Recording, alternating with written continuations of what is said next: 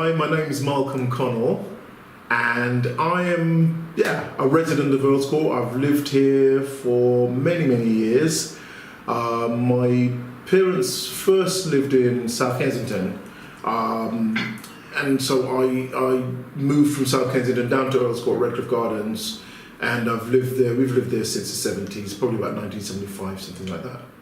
I'm a local lad. I went to Bousfield School.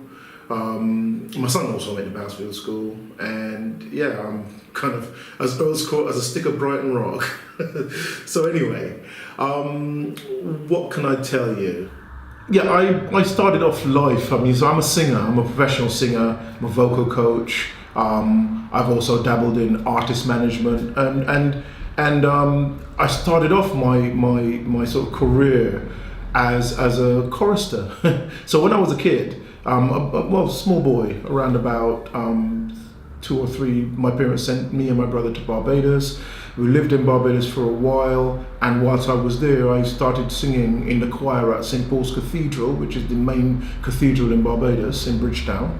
And we used to do exchange visits here with Westminster Cathedral Choir. And so that's where I started. My passion and my love for music started then. I then took that on and became a professional singer myself, as I said. And from there, I had a career. I was signed at one stage to an independent connected to Sony Records. And I did quite a lot of songwriting and session singing. I wrote for Tina Turner, her last album in 1994, 24/7.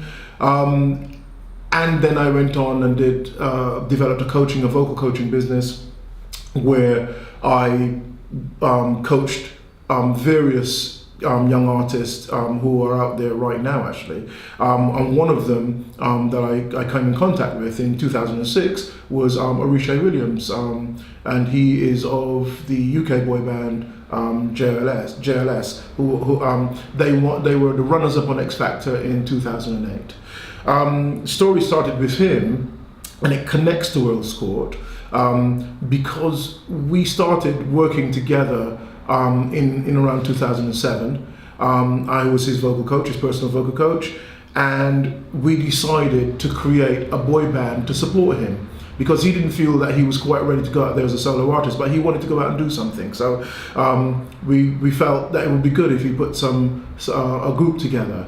And so I helped him to audition Marvin and Aston and JB, and we put this band together. At the time it was called UFO, Unique, Famous, Outrageous.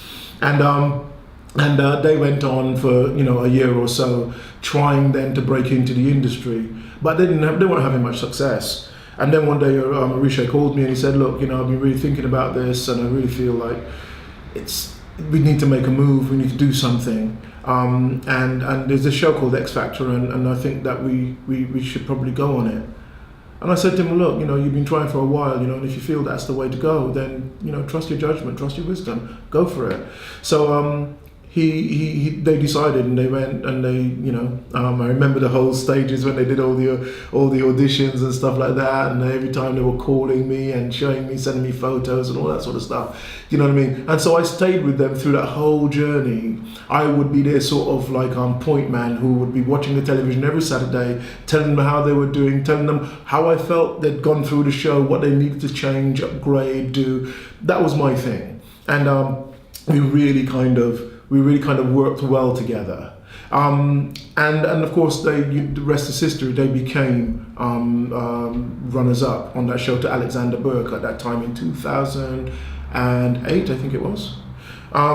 So, going to fast forward now, and fast forward to the connection to Earl's Court. So, what was great for me was seeing them, actually just rise and kind of do everything that they went on to do. They sold between I think just over 5 million records, which is incredible.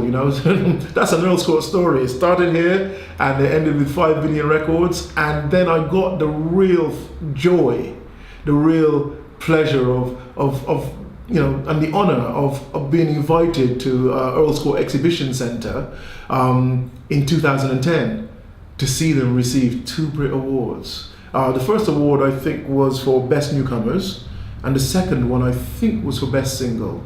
and I think it was Beat Again. But don't quote me on that because I've got the memory of a goldfish.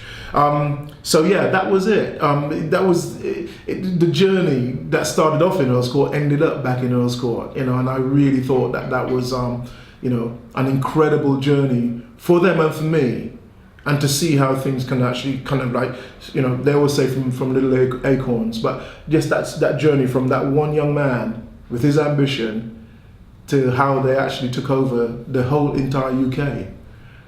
Yeah, that's it really, I think.